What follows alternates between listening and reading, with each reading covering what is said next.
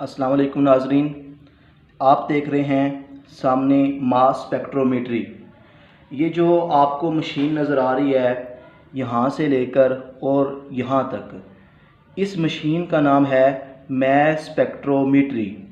और ये जो मशीन आपको इतनी छोटी नज़र आ रही है, ये मशीन इतनी छोटी नहीं होती, बल्कि ये मशीन बहुत से जो बड़े बड़े कमरे होते हैं उसमें ये रखी जाती है।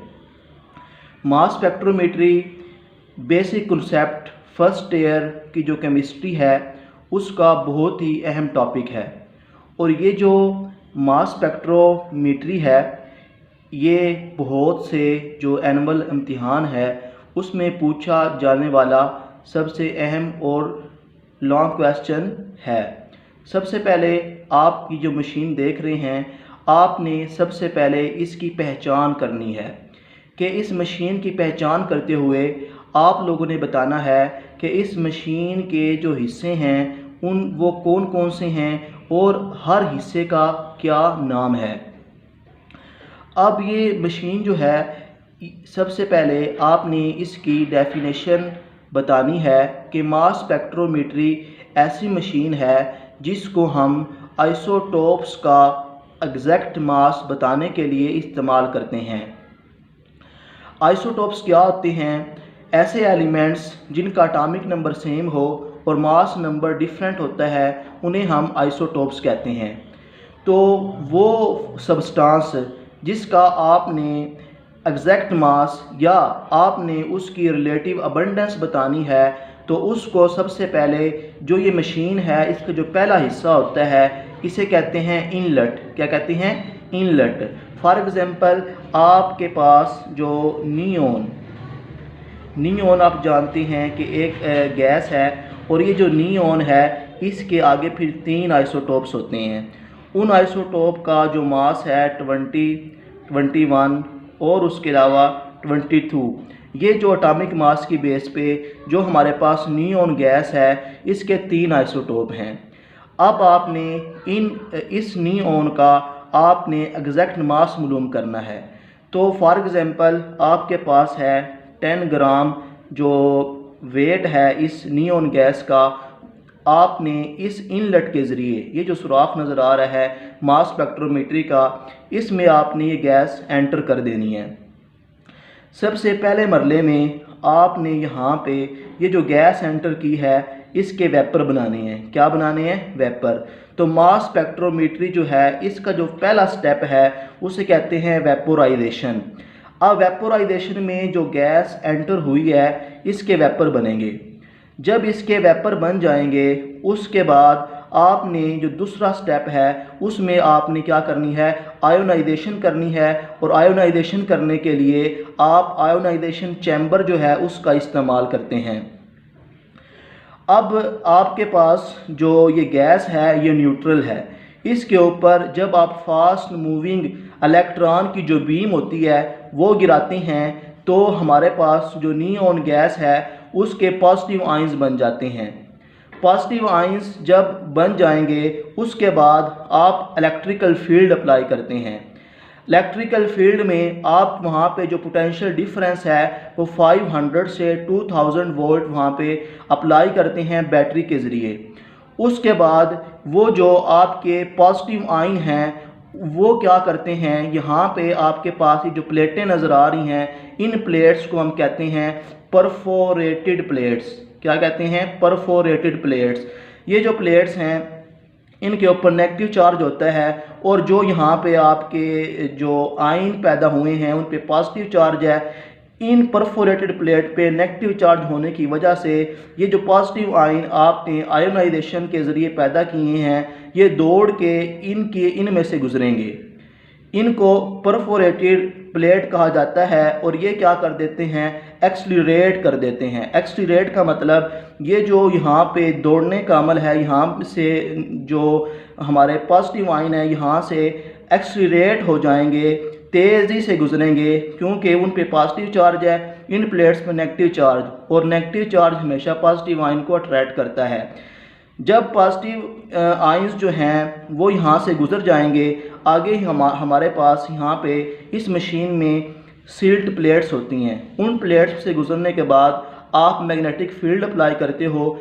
इस जब मैग्नेटिक फील्ड में से वो गुजरते हैं तो ये जो मैग्नेटिक फील्ड है इन आयंस को एक चक्कर में सर्कुलर पाथ में घूमने पर मजबूर कर देता है।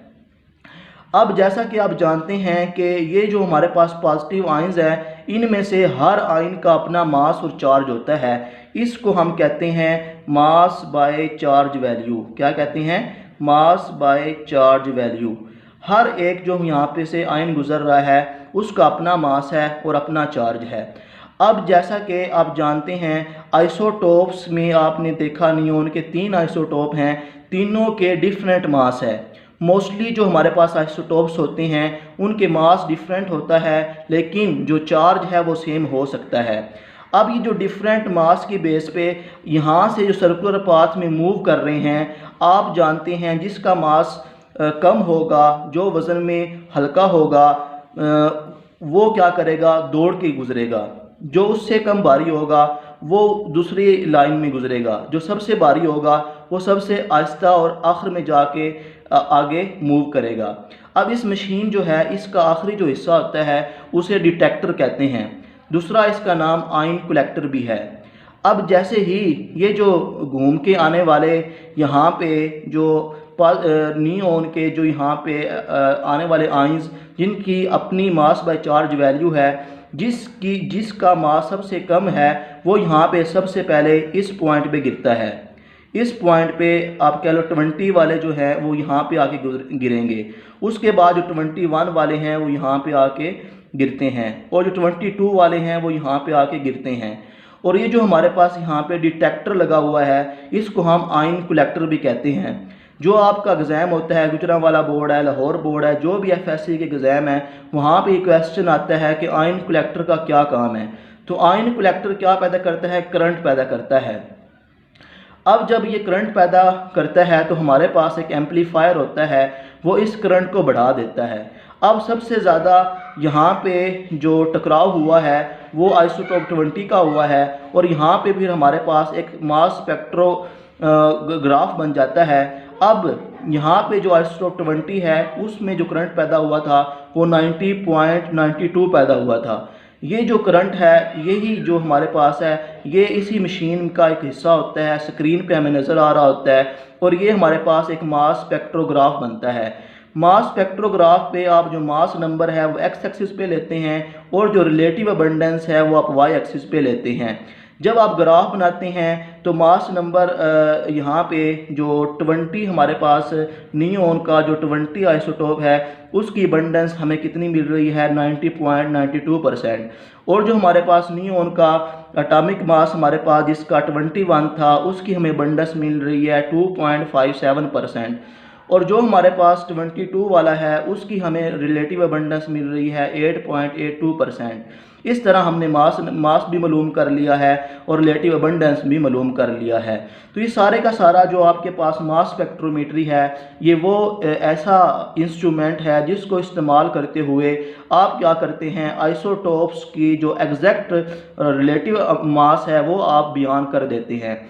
दोबारा मैं आपको रिपीट करता हूँ कि ये जो हमारे पास मास स्पेक्ट्रोमीट्री है ये लॉन्ग क्वेश्चन के तौर पर आता है। जब मास स्पेक्ट्रोमीट्री को देखा जाए ये छोटी मशीन नहीं है, ये एक बहुत बड़ी मशीन है। इस अमल में सबसे पहले आप क्या करते हैं? वो सब्सटेंस जिसका आपने आइसोटोप मालूम करना है वो कोई भी हो सकता है। जैसा आप बुक में देखेंगे डेम्स्टर मास स्पेक्ट्रोमीट्री भी होती है, एस्टोन भी होती है, ठीक है। एस्टोन जो मास स्पेक्ट्रोमीट्री है उसको हम एटॉमिक मास की बेस पे हम उसमें एग्जैक्ट मास मालूम करते हैं। जो डेम्स्टर है मोस्टली वो सॉलिड के लिए, आइसोटोप के लिए हम इस्तेमाल करते हैं। अब ये जो हमारे पास मास स्पेक्ट्रोमीट्री है फॉर एग्जांपल नियोन जो है वो सब्सटेंस है जिसका आपने एग्जैक्ट एटॉमिक मास और रिलेटिव अबंडेंस मालूम करनी है। उसके लिए आप क्या करते हैं? इस इनलेट के ज़रिए नियोन को दाखिल कर लेते हैं। पहले मरले में क्या होती है जी? उसकी वेपराइजेशन, वेपर बनते हैं, उसके लिए आप उसे हीट करते हैं। दूसरे मरले में आप क्या करते हैं? आयोनाइजेशन करते हैं। आयोनाइजेशन करने के लिए आप उनके ऊपर क्या करते हैं? बीम ऑफ इलेक्ट्रॉन उनके ऊपर गिराते हैं, जिसकी वजह से बीम ऑफ इलेक्ट्रॉन गिरने की वजह से जो यहाँ पे वेपर होते हैं गैस के, उनमें से आयन निकल जाते हैं और उन पे पॉजिटिव चार्ज आ जाता है। वो जो पॉजिटिव चार्ज है फिर वो जो हमारे पास यहाँ पे परफोरेटेड प्लेट्स है जिनके ऊपर नेगेटिव चार्ज होता है, सॉरी उससे पहले वेपराइजेशन फिर आयोनाइजेशन फिर इलेक्ट्रिकल फील्ड अप्लाई करते हैं, जिसमें आप जो पोटेंशियल डिफरेंस है वो 500 से 2000 तक रखते हैं।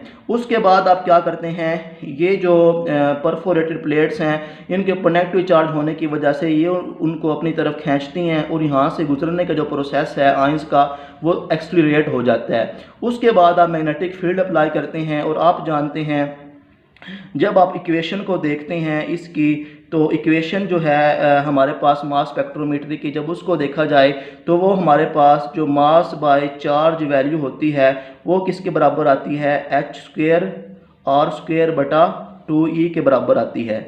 यहाँ पे जो मास बाय चार्ज वैल्यू का तो आपको पता लग गया है कि हर जो हमारे पास आयन होता है पॉजिटिव आयन उसका अपना मास होता है और अपना चार्ज होता है। उसके अलावा जो हमारे पास यहाँ पे h² आ रहा है, ठीक है, ये हमारे पास जो मैग्नेटिक फील्ड है ये वाला, इसकी स्ट्रेंथ होती है, और r² जो होता है ये जो सर्कुलर पाथ में मूव करने वाले जो हमारे पास पॉजिटिव आयन है उनका रेडियस होता है r²। और उसके अलावा ये जो आपको ई नज़र आ रहा है ये हमारे पास इलेक्ट्रिकल फील्ड होता है। तो ये इक्वेशन है इसकी। मैग्नेटिक फील्ड क्या करता है, इन आयंस को सर्कुलर पाथ में मूव करने के लिए मजबूर कर देता है। फिर ये जो हमारे पास सर्कुलर पाथ में मूव करते हैं, हमारे पास आगे आयन कलेक्टर आता है जिसे डिटेक्टर भी कहते हैं। डिटेक्टर क्या करता है, जो सबसे कम भारी जिनका सबसे कम वजन होता है आइसोटोप 20 वो यहाँ पे गिरते हैं, 21 वाले यहाँ पे, 22 वाले यहाँ पे। फिर आयन कलेक्टर क्या पैदा करता है, करंट पैदा करता है। फिर हमारे पास एक एम्पलीफायर होता है, वो करंट को बढ़ा के एक ग्राफ बनाता है। इस ग्राफ को हम मास स्पेक्ट्रम कहते हैं। मास स्पेक्ट्रम में मास नंबर हम एक्स एक्सिस पे लेते हैं, वाई एक्सिस पे रिलेटिव अबंडेंस लेते हैं। इस तरह हमारे पास 20 जो हमारे पास 20 नंबर नियोन का आइसोटोप है उसकी अबंडेंस 90 आ गई है। तो इसका मतलब सबसे ज़्यादा रिलेटिव अबंडेंस किसकी है, आइसोटोप नंबर 20 नियोन की। इसी तरह से दूसरे नंबर पे 22 की अबंडेंस है, तीसरे नंबर पे 21 की। इस तरह आपने क्या कर लिया है, रिलेटिव अबंडेंस मालूम कर ली है। फिर आप जब बुक खोलेंगे, बुक पे आप पढ़ेंगे, सबसे पहले इसकी डेफिनेशन आपने याद करनी है। फिर उसके बाद फ़ौरन जो इस मशीन का वर्क करने का प्रिंसिपल है वो लिखा हुआ है। जिस तरह आप कोई भी ड्रायर मशीन लेके आते हैं घर में, जूस वाली जो भी, उसमें एक पर्ची बनी होती है, उस पर्ची में लिखा होता है कि ये मशीन कैसे काम करती है। इसी तरह आपकी जो फर्स्ट ईयर की FSC की बुक है वहाँ पे इस मशीन के काम करने का तरीका लिखा हुआ है। उसमें यही लिखा होगा कि in this process first of all we vaporised the substance, वो सब्सटेंस जिसका हमने एनालिसिस करना होता है एग्जैक्ट मास मालूम करने के लिए, उसको वेपोराइज करते हैं। फिर उसको आयोनाइज करते हैं। आयोनाइज करने के बाद वो कहेगा इलेक्ट्रिकल फील्ड अप्लाई करते हुए उनको एक्सीलरेटेड प्लेट से गुजारते हैं। फिर मैग्नेटिक फील्ड अप्लाई करते हैं। उसके बाद डिटेक्टर आता है। फिर हमारे पास मास स्पेक्ट्रम बन जाता है। मास स्पेक्ट्रम जो है वो हमें बताता है कि एग्जैक्ट मास और रिलेटिव अबंडेंस कौन सी है। तो होप सो बच्चों ये जो वीडियो है आपके लिए हेल्पफुल होगी। इसको दोबारा सुनिए, ये मेरे YouTube चैनल को लाइक कीजिए, सब्सक्राइब कीजिए। इंशाअल्लाह फिर मिलेंगे अगले टॉपिक में। अल्लाह हाफिज़।